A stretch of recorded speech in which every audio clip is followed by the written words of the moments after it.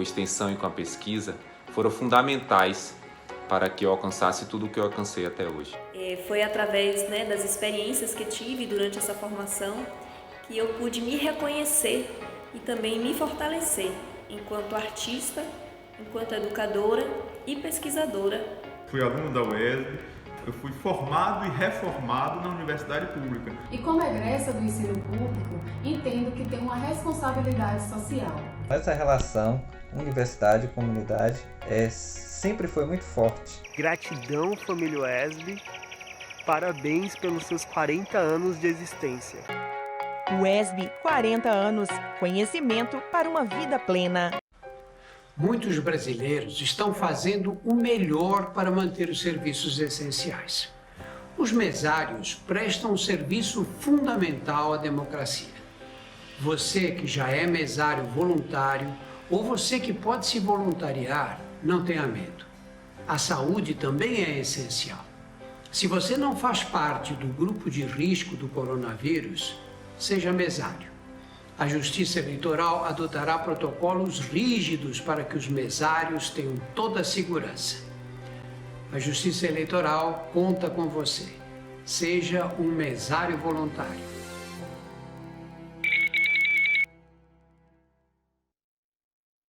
Mais de 2.000 pessoas aguardam o teste da Covid-19 em Vitória da Conquista. Média de chuva na região permanece alta nesta semana. Pix começou a operar em fase restrita. E ainda, entrevista sobre a Semana de Economia da UESB e a conjuntura econômica no Brasil. Quarta-feira, 4 de novembro, o UESB Notícias está começando.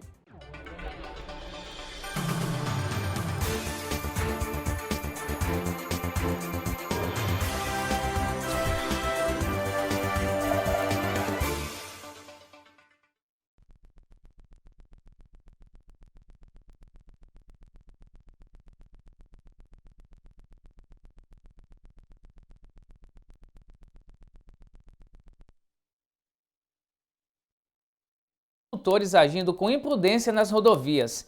3 acidentes foram registrados. A repórter Joana Rocha traz as informações. Oi, Joana. Olá, Tiago. Olá, você que acompanha o UESB Notícias.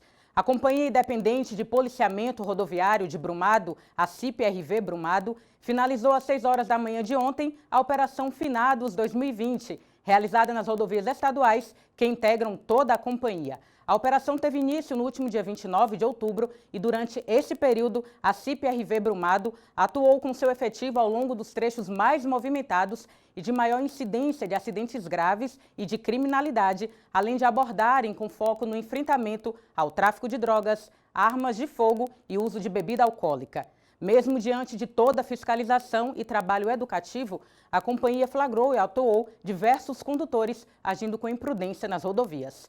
As equipes fiscalizaram 1.007 veículos e autuaram 239 condutores, cometendo infrações diversas. Uma das infrações mais cometidas e observadas na Operação Finados 2020 foi o excesso de velocidade, tendo sido registrados 57 autos. Em relação ao mesmo período da Operação Finados de 2019, a CIP-RV Brumado registrou o mesmo número de acidentes, 3 no total, todos eles sem vítimas graves ou fatais.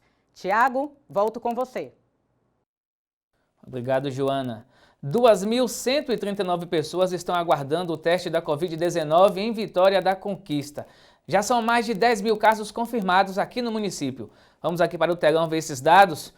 De acordo com a Secretaria Municipal de Saúde, são 38.256 casos notificados, 10.014 casos confirmados, 3.942 por laboratório, 7.232 por testes rápidos, 13.014 casos descartados, 9.591 recuperados, 186 óbitos. Você vê agora a taxa de ocupação de leitos. De acordo com a Secretaria de Saúde, são 70 leitos de UTI, 47,1% ocupados, 83 leitos clínicos, 50,6% ocupados. A gente continua falando sobre a pandemia em Vitória da Conquista. Uma mulher contou para a nossa reportagem que ela e sua família foram contaminadas pela doença, mas que não receberam nenhuma orientação e nem foram testadas. Esta mulher pediu para não ser identificada, mas ela e sua família tiveram Covid em Vitória da Conquista no segundo semestre deste ano. Em meados de agosto, eu senti, né, os primeiros sintomas. Eu não tive febre, mas foi um gripe, né, uma gripe forte. E o fator determinante que fez com que eu tivesse certeza que era o Covid foi a perda do olfato. Depois do marido ter sido diagnosticado, ela informa que não teve muita orientação do município sobre como lidar com a doença, além do isolamento de toda a família. E só conseguiu obter o teste para ela e as filhas na rede privada. Tenho 2 crianças em casa, um bebê de 1 ano e uma de 8 anos, como eu falei. E mesmo assim eles não ligaram, né, para notificar, porque até onde eu sei tem que notificar a família toda. O pai foi infectado e eu estava sendo notificada pela prefeitura. Também estava com estado gripal, era bem provável que também estaria com o vírus, né? E aí, prontamente, o plano marcou para elas fazerem o teste. E aí, eu fiz o teste, né? Eu testei positivo. A situação pode ser uma justificativa para uma aparente estabilidade no número de casos, além de uma outra situação apontada pelo secretário estadual de Saúde. Carreatas, caminhadas, comícios, paredões móveis, centenas e às vezes milhares de pessoas aglomerando-se em eventos noturnos acompanhados de bebida alcoólica. E isso já está se traduzindo sob a forma de uma nova taxa de internação em várias regiões. Nós tivemos uma diminuição da redução de internação no sudoeste da Bahia. No sul da Bahia nós estamos também impactados e nós estamos vendo o aumento do número de novos casos surgirem. Ela não começa a se configurar como uma curva de ascensão, porque nós temos um estoque muito maior de casos que estão sendo curados e estão caindo. Então um acaba neutralizando o outro e a gente continua vendo a curva cair, mas numa velocidade muito menor. Isso é uma segunda onda escondida, que a gente não consegue ver. Mas existe algo que também preocupa os profissionais da área da saúde. Com a abertura gradual de diversos setores e também a realização de aglomerações sem seguir as orientações da Organização Mundial de Saúde, acabam por gerar na população uma falsa sensação de normalidade. Mas especialistas alertam que a pandemia ainda não acabou. Por enquanto, não há um tratamento eficaz ou comprovado contra a Covid-19 e nem a vacina. Por isso, a população não deve se descuidar. Nós ainda não sabemos muito sobre esse vírus, ainda é um vírus de apresentação clínica muito heterogênea, né? Muitas formas de apresentação, muitas surpresas na evolução clínica. E apesar de parecer que nós estamos numa fase de controle da doença, esse controle ainda não existe, né? Porque a gente ainda não tem nenhuma saída, nenhuma solução eficaz para que a gente possa ser imunizado a este vírus. Seguir as orientações da Organização Mundial de Saúde é imprescindível para a não proliferação da Covid-19. O ideal é que a gente realmente mantenha as medidas de proteção. Lavagem de mãos, uso de máscaras. A máscara tem uma proteção eficaz, mesmo não sendo a máscara cirúrgica, né? Então, a gente precisa continuar com as medidas. Distanciamento social, nada de muito contato, não aglomerar, não ter manipulação de toque em outras pessoas, continuar com o uso de máscaras e higienização. A nossa equipe de reportagem solicitou da Prefeitura de Vitória da Conquista esclarecimentos sobre o que foi dito pela mulher, mas até o fechamento desta edição não obteve resposta. No próximo bloco, a gente entrevista o professor Josias Alves sobre a Semana de Economia da UESB e a conjuntura econômica no Brasil. O intervalo é rápido, voltamos já.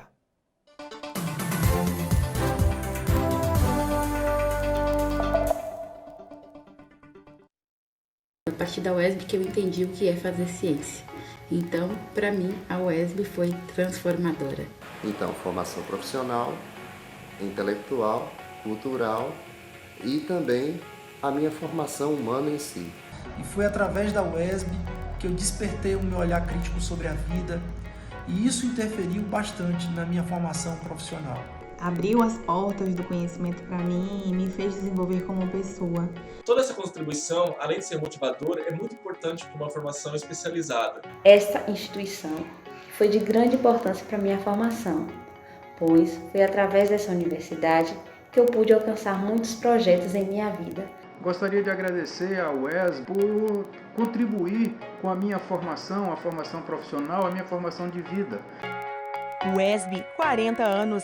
Conhecimento para uma vida plena.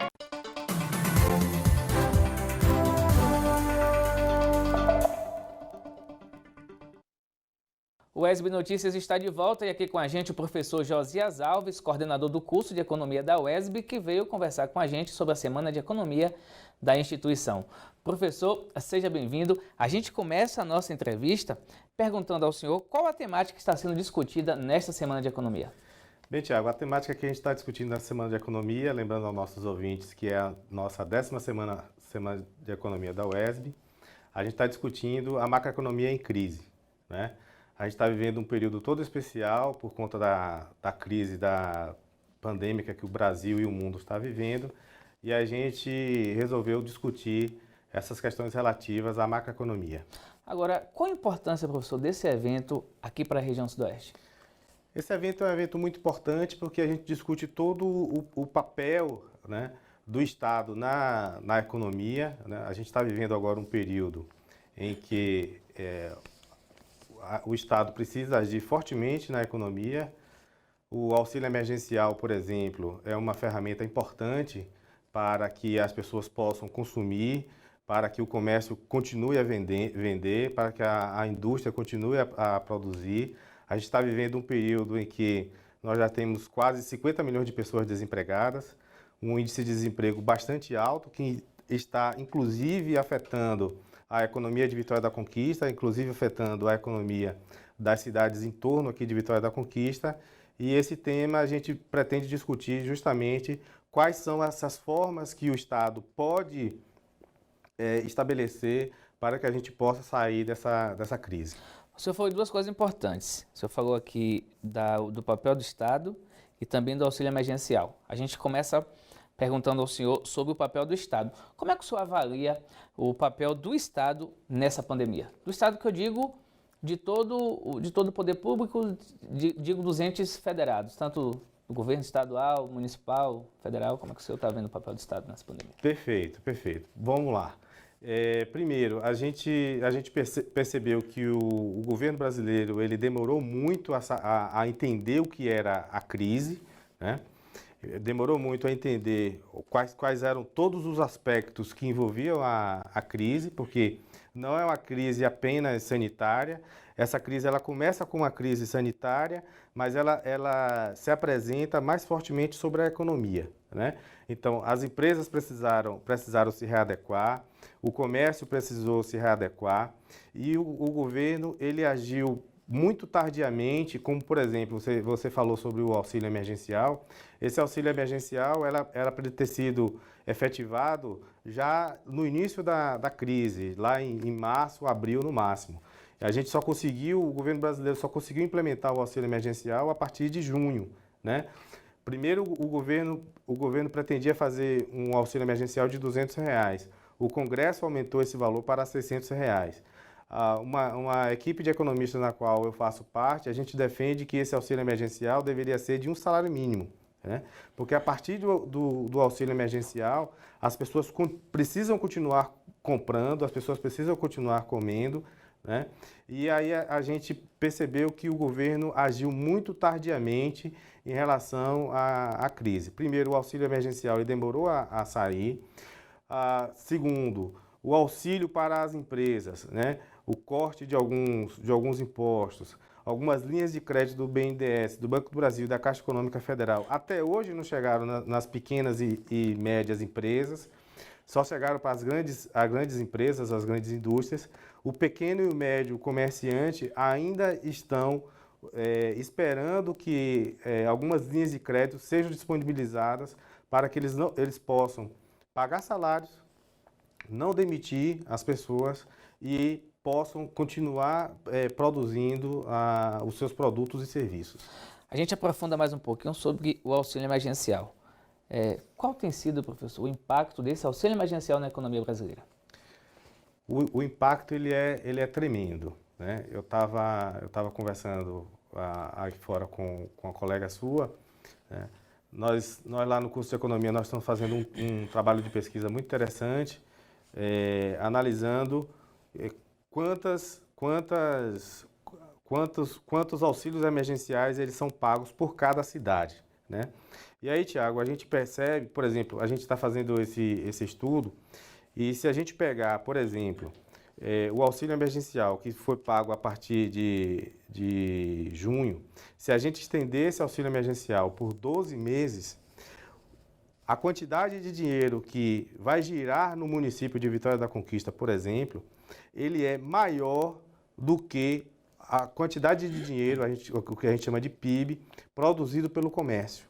Imagine o impacto, né, do auxílio emergencial numa cidade como Vitória da Conquista, de 320, 330 mil habitantes. Existem vários municípios na Bahia, dos 417 municípios que nós temos, cerca de 80% dos nossos municípios, eles dependem daquilo que nós chamamos de transferências unilaterais. São as aposentadorias, os BPCs, né, e o fundo de participação dos municípios.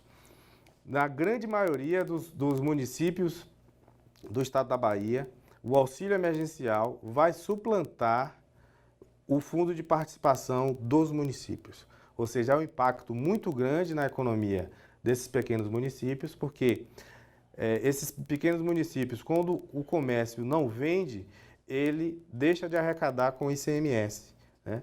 Então, esses municípios pequenos precisam, né, de um complemento, precisam gerar renda no seu próprio município para que o comércio continue a girar e a economia daquele município não pare, né? Então, o auxílio emergencial, ele é um fator fundamental para a dinamização da economia desses pequenos municípios no estado da Bahia. Tem dinamizado aqui em Conquista? Tem dinamizado muito, são várias pessoas que recebem, a gente está fechando o estudo ainda. Eu posso trazer os resultados aqui a partir da próxima semana. São várias pessoas que recebem esse auxílio emergencial aqui no município. E para as pessoas que estão ouvindo a gente, estão assistindo a gente, basta a gente perceber como o comércio de Vitória da Conquista, nos últimos 2, 3 meses, ele começou a reagir. As empresas começaram a vender, claro, com a questão da restrição, diminuindo a questão da restrição, mas vocês podem perceber que existe uma grande gama de pessoas que estão no comércio, estão fazendo suas compras, estão indo a shopping centers, e isso tem dinamizado muito a economia de Vitória da Conquista. Um outro assunto, professor, que está colocando todo mundo, deixando todo mundo apreensivo, é o resultado das eleições lá nos Estados Unidos. E aí, aproveitar o senhor aqui, economista, e saber do senhor, de que forma esse resultado das eleições dos Estados Unidos influencia a economia brasileira? Olha, nós temos essa polarização entre os dois candidatos à eleição dos Estados Unidos, né? O Partido Republicano com o atual presidente, o Donald Trump, e o Partido Democrata com o Biden. É importante que nossos ouvintes se recordem que o principal parceiro comercial do Brasil desde 2011 já não é mais os Estados Unidos, é a China, né? A China é responsável por cerca de quase 100 bilhões de corrente de comércio no Brasil, né? Então a China ultrapassou desde 2011 os Estados Unidos nessa parceria entre Brasil e China. Com o governo atual do presidente eleito em 2018, há uma mudança, uma tentativa de mudança e um alinhamento entre o governo Bolsonaro e o governo Trump, né? O governo Bolsonaro tentando fazer uma parceria mais próxima com o governo Trump, né?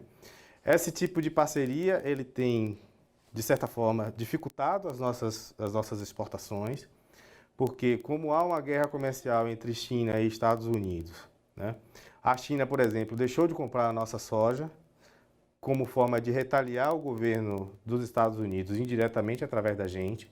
Então, no meu ponto de vista, na minha análise, essa relação entre Brasil e Estados Unidos está prejudicando o Brasil, porque nós estamos sendo retaliados pela China, né?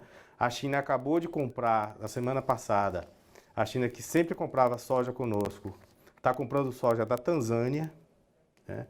Então deixou de comprar uma grande quantidade de soja nossa, brasileira, e está comprando da Tanzânia. Ou seja, a China tem retaliado muito o Brasil, né, os Estados Unidos, melhor dizendo, através da economia brasileira. Então, né? para nós, a vitória de Joe Biden seria o ideal para que a gente volte a fazer parte desse ciclo econômico, que a gente melhora a nossa economia? Isso.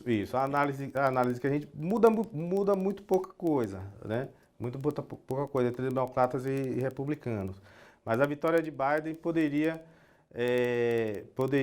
trazer uma nova ordem mundial ao Brasil e restabelecendo essa parceria entre Brasil e China, porque a gente percebe nos últimos, principalmente o ano de 2020, a gente percebe que há um acirramento muito grande entre a economia chinesa e a economia dos Estados Unidos, né?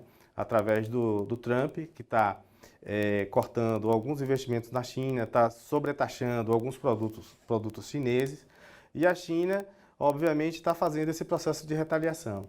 Talvez com o Biden a gente possa ter um outro tipo de relação Brasil e Estados Unidos, e tendo esse outro tipo de relação Brasil e Estados Unidos, a China não retalie tanto os produtos brasileiros, né? A gente precisa entender também que o aço brasileiro, ele também está sendo sobretaxado pelos Estados Unidos, né? Nessa relação Trump e Bolsonaro, né? Apesar de a gente achar que essa relação é uma relação que ganha-ganha, em alguns momentos os Estados Unidos têm retaliado os produtos brasileiros, aumentando a sua taxação no aço, por exemplo, como aconteceu há 15 dias atrás. Pois é, professor. Agora, voltando aqui para a nossa semana de economia, a semana acontece até amanhã, dia 5? Até amanhã. E o que é que vocês esperam com o resultado dessa economia, desse evento, desse seminário? Bom, a Semana de Economia é importante a gente destacar novamente, é o evento mais antigo da área de economia do estado da Bahia, são 19 anos, né? Esse ano, esse evento ele tem duas características fortes, primeiro, que é um evento todo feito online e todo organizado por nossos estudantes, né? Então, foram os estudantes que escolheram a temática, foram os estudantes que escolheram as mesas, foram os estudantes que escolheram os mini cursos. E como em toda semana de economia, a gente espera que esse conhecimento gerado aqui no nosso espaço seja entendido pelas economias locais aqui, pelas cidades, pelos gestores locais, pelas pessoas que fazem a economia da cidade girar, né? Só um adendo, Thiago. Amanhã nós vamos discutir um tema muito importante para a juventude, né? Essa semana a gente teve acesso aos dados do Ministério do Trabalho. O desemprego entre jovens de 18 a 24 anos já está na casa de 30%, né?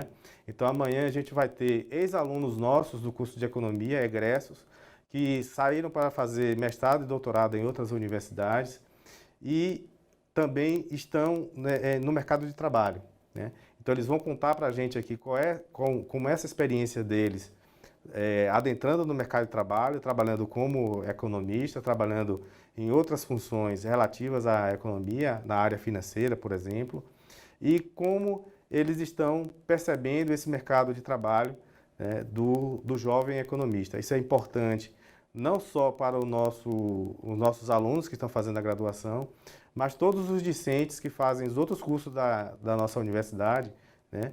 Como é que esses estudantes estão caminhando, como eles estão trilhando o mercado de trabalho, né, fora da nossa universidade, através do arcabouço teórico e prático adquirido aqui com a gente, com a nossa universidade. Então, para todos os jovens que estão assistindo a gente agora, e até para você que também tem interesse em participar dessa Semana de Economia e ainda não acompanhou, que ela começa desde o dia 27, né? Já começou? Isso, você que ainda não assistiu, que você ainda não participou, como é que faz, professor, para esse pessoal fazer parte, pelo menos assistir esse último dia que acontece amanhã? Nós estamos lá em todas as mídias sociais, Facebook, Instagram, Twitter, Semana de Economia da UESB, você vai colocar lá que você tem acesso. Além disso, Todo o evento está sendo transmitido pela TV UESB, então só é acessar a página da UESB, clicar no link da TV e todo mundo vai ter acesso às palestras e os debates que foram feitos anteriormente, desde o dia 27, como você falou, e toda a programação nossa, todos os debates. Professor, muito obrigado. A gente está aqui à disposição sempre que precisar e para trazer também informações para a gente em relação à situação econômica aqui de Vitória da Conquista da região. Muito obrigado. Obrigado, Tiago. Vejo todos vocês lá na nossa Semana de Economia discutir com a gente. Muito obrigado. Tá bom, vamos a um breve intervalo e daqui a pouco a gente volta.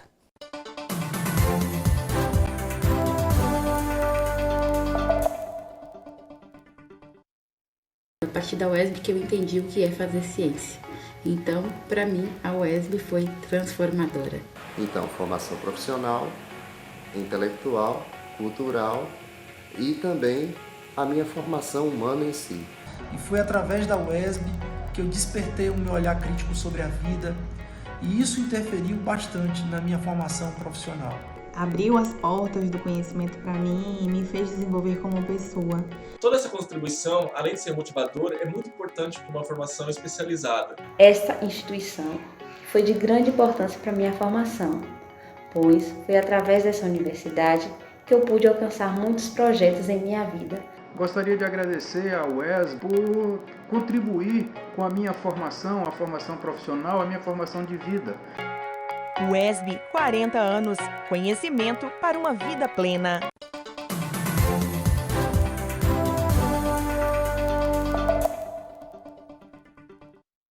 O UESB Notícias está de volta. O Banco Central deu início ontem à primeira etapa das operações do Pix, o novo sistema de pagamentos eletrônicos no Brasil. Nesta primeira fase, que funcionará como teste da nova modalidade, somente clientes selecionados pelos bancos terão acesso a todas as funcionalidades. Chamada de fase restrita, essa etapa se estende até o dia 15 de novembro. Neste período, apenas alguns clientes bancários poderão realizar operações de pagamento em horários determinados. Somente a partir do dia 16, o Pix irá funcionar integralmente para todos os clientes cadastrados 24 horas por dia, 7 dias por semana. Agora a previsão do tempo. A semana deve ser de muita chuva. Veja como ficam o tempo e a temperatura para a Vitória da Conquista e região.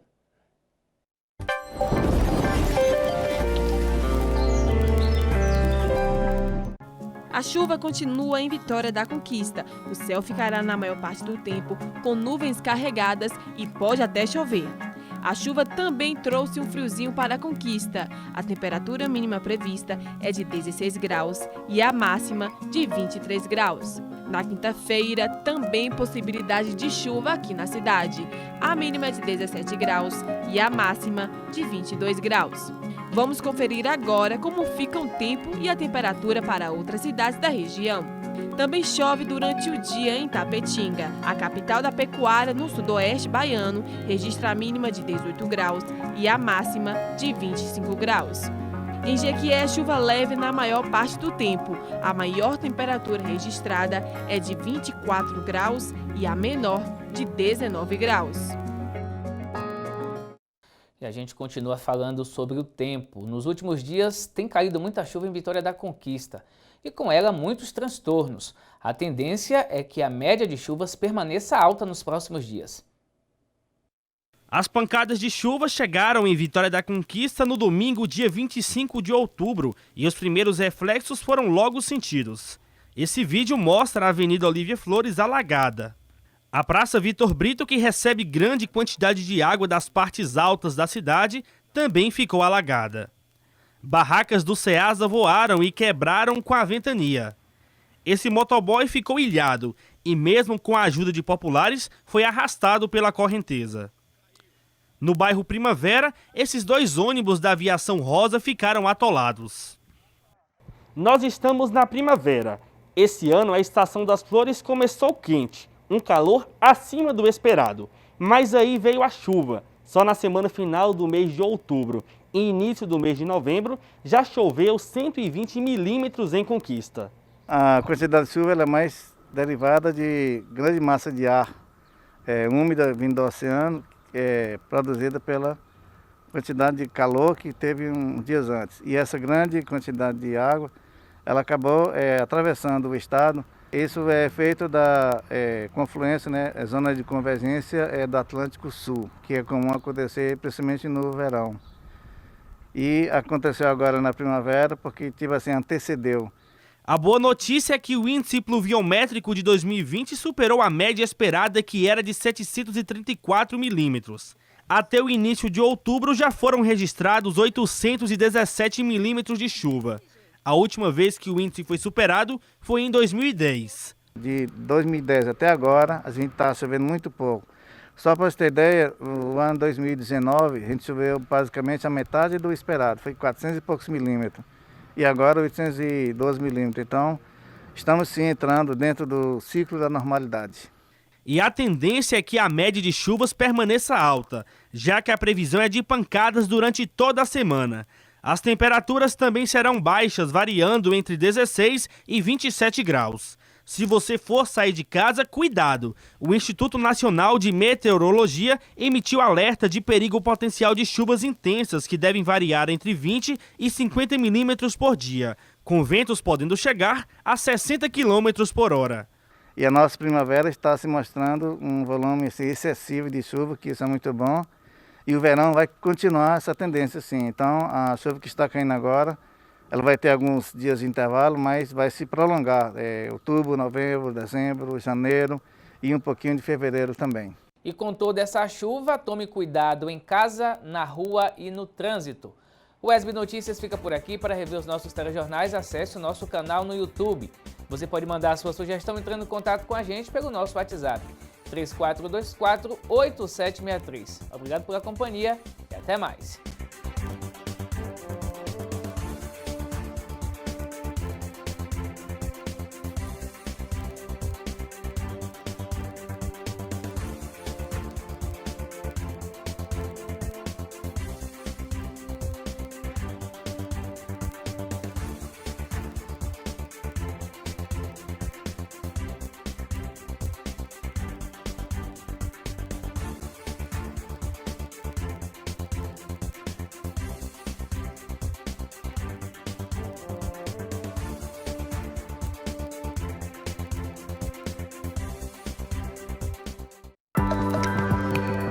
A partir de agora, você acompanha a programação da TV Brasil.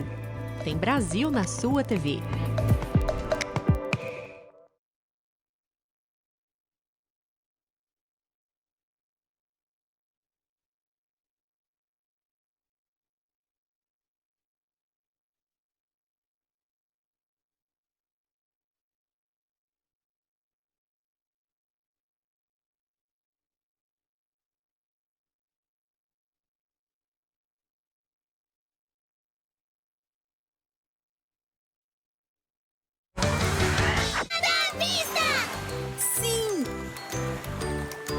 De olhos abertos, o capitão deve chegar a qualquer... Oh, é ele!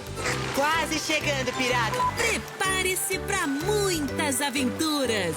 Nova aventura, aí vamos nós. Nova aventura, aí vamos nós. Aí vamos nós. Pirata e capitano, de